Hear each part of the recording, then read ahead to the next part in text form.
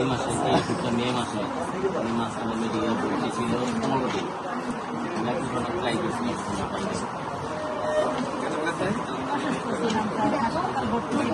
হাসপাতালে ভর্তি থাকলে দিনে 3 বার পানির বোতলে মিক্স করে না খাই দিতে হবে সকাল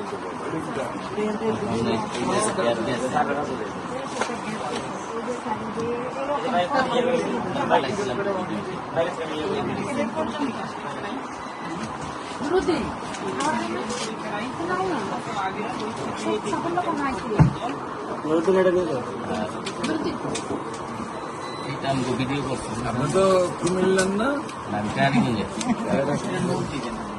আপনি তো স্যার যাইতেছেন এই তো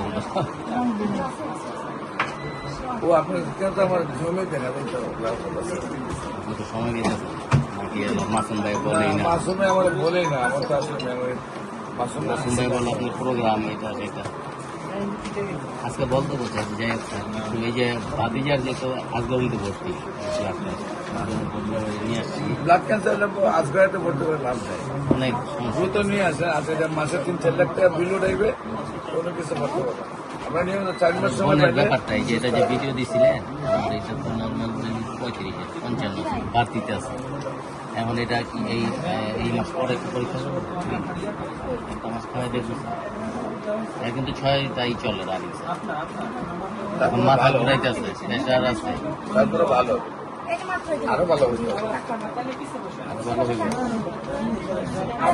আর নাম কি? সীমা। আর সবচেয়ে বেশি অসুবিধা কি হয় আপনার বর্তমানে? সমস্যাটা কোন ডায়াবেটিস আছে স্যার নতুন করে হয়েছে মাথা ঘুরায় তুমি নেই কাশা খুবই ভালো। ঘুম কেমন হয়? খাবার দিচ্ছে কেমন? আপনার এটা একটু বেশি হইলো আপনার ক্যান্সার মুক্ত। এটা ক্যান্সারের যে র্যাঙ্কসটা খায় এটা থেকে নেমে গেছে, এরপরে আরো ভালো হতো, এখানে 1 মাস খাই নাই। এরপর আরো ভালো হতো। 170 এখন খান না?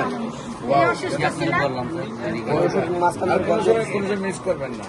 আপনি যদি কোনো না কোনো কারণে যাতে সারাদিন খাইতে পারতেছেন না, সারাদিন ওষুধটা 3 ভাগ করবেন, আধা কাপ পানির সাথে মিশাইয়া সকাল থেকে রাত খাইবেন।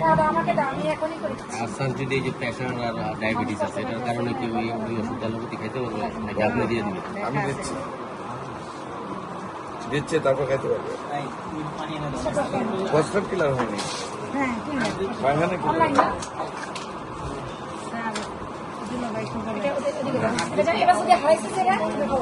জি